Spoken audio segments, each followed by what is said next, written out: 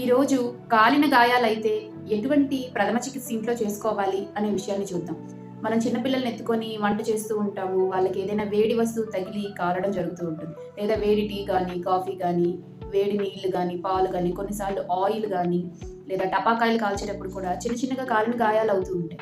ఈ కాలిన గాయాల్లో బొబ్బలు రాలేదు, కొద్దిగా ఎర్రగా ఉంది, చిన్నగా స్వెల్లింగ్ ఉందంటే, వాపుంది అంటే ఇవి ఫస్ట్ డిగ్రీ బర్న్స్. బొబ్బలొచ్చాయి అంటే ఇవి సెకండ్ డిగ్రీ బర్న్స్.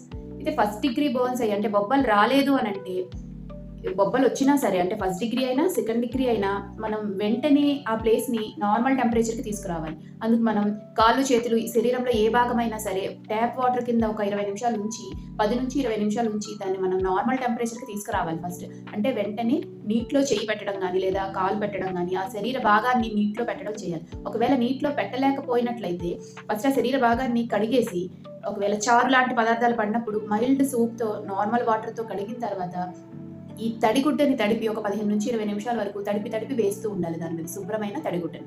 ఇలా ఫస్ట్ దాన్ని నార్మల్ టెంపరేచర్కి తీసుకొచ్చిన తర్వాత మన ఇంట్లో అవైలబుల్గా ఉండే అలోవెరా జెల్ కానీ, కొబ్బరి నూనె కానీ, లేదా పెట్రోలియం జెల్లీ వ్యాజ్లైన్ అంటాం, వ్యాజ్లైన్ కానీ రాయొచ్చు. అలాగే బొబ్బలు రాలేనట్లయితే నార్మల్గానే ఉంది స్కిన్ అంటే మనం బేబీ లోషన్స్ అవైలబుల్గా ఉంటాయి అందరి ఇళ్లలోనూ. మన చిన్నపిల్లలకు రాసే లోషన్స్, ఆ లోషన్ ఏదైనా సరే అక్కడ అప్లై చేయొచ్చు. ఒకవేళ బొబ్బలు వస్తే కనుక ఈ బేబీ లోషన్ కాకుండా అలోవెరా జెల్ కానీ, ఈ కొబ్బరి నూనె అయినా, పెట్రోలియం జెల్లీ కూడా ఓపెన్ అయిపోయాయి బొబ్బలు అని అంటే రాయకండి. కానీ మామూలుగా ఓపెన్ అవ్వలేదు అంటే మనం పెట్రోలియం జెల్లీ అంటే వ్యాజ్లైన్ కూడా ఆ ప్లేస్లో రాసుకోవచ్చు. బొబ్బలు వచ్చినా రాకపోయినా చేయాల్సిన ఫస్ట్ విషయం ఒకటే, ఆ ప్లేస్ని మనం ముందు నార్మల్ టెంపరేచర్కి తీసుకురావాలి. అంటే 10 నుంచి 20 నిమిషాల పాటు ట్యాప్ వాటర్లో కానీ లేదా బకెట్లో కానీ మనం ఆ ప్రదేశాన్ని ఉంచాలి. చెయ్యకూడనివి ఏంటి?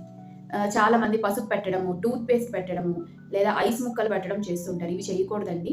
అలాగే బొబ్బల్ని పగలగొడుతూ ఉంటారు. ఈ బొబ్బల్ని పగలగొట్టినా సరే మనం ఇన్ఫెక్షన్‌కి దారిచ్చినట్లు అవుతుంది. అందుకు అలా కూడా మనం చేయకూడదు.